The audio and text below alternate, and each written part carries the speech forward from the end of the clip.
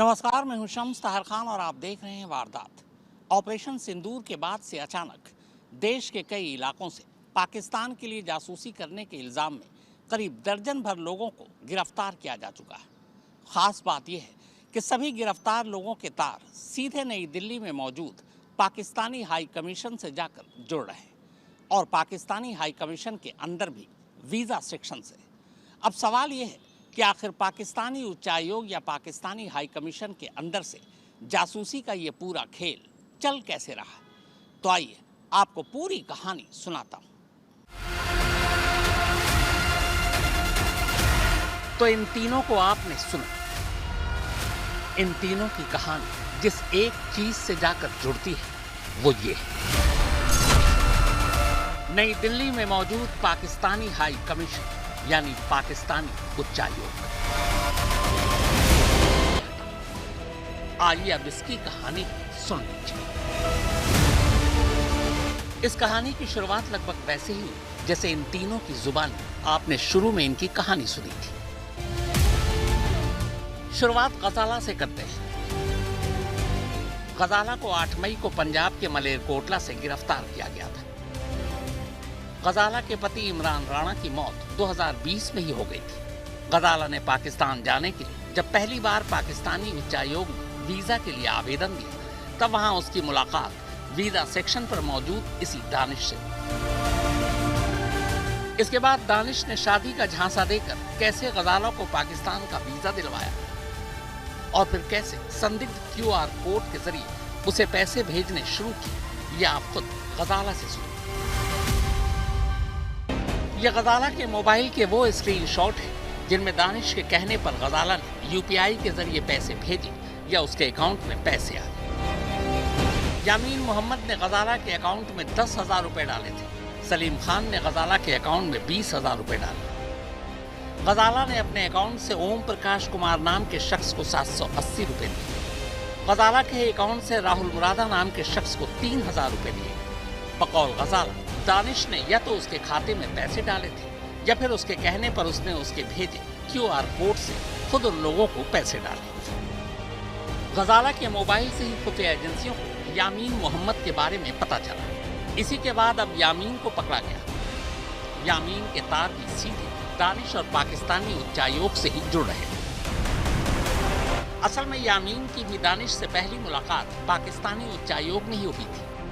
यामीन भी पाकिस्तानी वीजा चाहता था। वीजा के लिए इंटरव्यू देने जब वो पाकिस्तानी उच्चायोग पहुंचा तब वहां वीजा डेस्क पर इंटरव्यू के दौरान पहली बार दानिश से उसकी मुलाकात हुई। यामीन को तो दानिश का मोबाइल नंबर अब भी याद है। यामीन को भी बड़ी आसानी से पाकिस्तान का वीजा मिल गया। वो पहली बार 14 दिन के लिए पाकिस्तान भी हो आया। अब यामीन और दानिश की फोन पर बातें भी होने लगी। बाद में यामीन ने अपने कुछ दोस्तों के लिए भी पाकिस्तानी वीजा की मांग की। दानिश ने यामीन के दोस्तों को भी वीजा दिला दिया। 2024 में यामीन ने फिर अपने कुछ दोस्तों के लिए दानिश से पाकिस्तानी वीजा देने की सिफारिश की, पर पहली बार ऐसा हुआ जब यामीन के दोस्तों का वीजा दानिश ने रिजेक्ट कर दिया। यानी अब दानिश ने पाकिस्तानी उच्चायोग अब एक कर सभी। तारीफ को कुल 3 बार पाकिस्तान का वीजा मिला था और वो तीनों बार पाकिस्तान गया, लेकिन तारीफ को वीजा की कीमत आसिफ बलोच को 2 सिम कार्ड देकर चुकानी पड़ी थी। बाद में आसिफ बलोच का भी पाकिस्तानी उच्चायोग से तबादला हो गया। उसकी जगह अब एक नया अफसर आया जिसका नाम जाफर था। सिम के बाद अब तारीफ से पाकिस्तानी उच्चायोग में बैठे जासूसों ने पहली बार कुछ बड़ी मांगी। वो चाहते थे कि तारीफ सिरसा एयरबेस की तस्वीरें और कुछ जानकारी लाए। सिरसा से श्रेया चटर्जी और कमलजीत संधू के साथ आज तक ब्यूरो।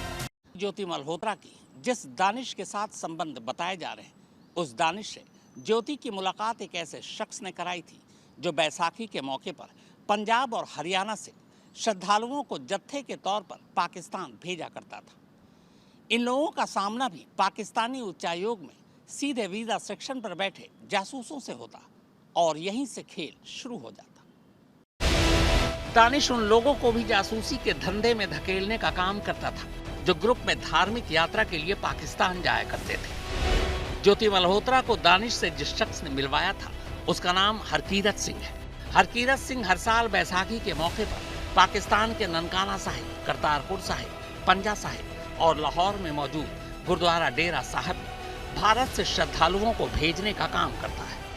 यही वजह है कि पाकिस्तानी उच्चायोग में उसकी ठीक ठाक जान पहचान भी है।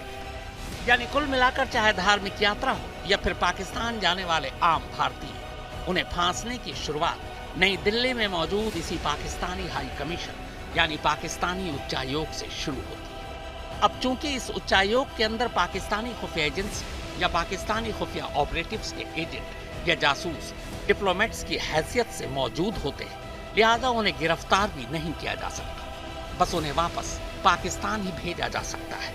जैसे जासूसी का मुखौटा उतर जाने के बाद भी हमें दानिश को सिर्फ पाकिस्तान भेजकर ही सब्र करना पड़ा। सिरसा से श्रेया चटर्जी और कमलजीत संधू के साथ आज तक ब्यूरो। तो वारदात में फिलहाल इतना ही, मगर देश और दुनिया की बाकी खबरों के लिए आप देखते रहिए आज तक।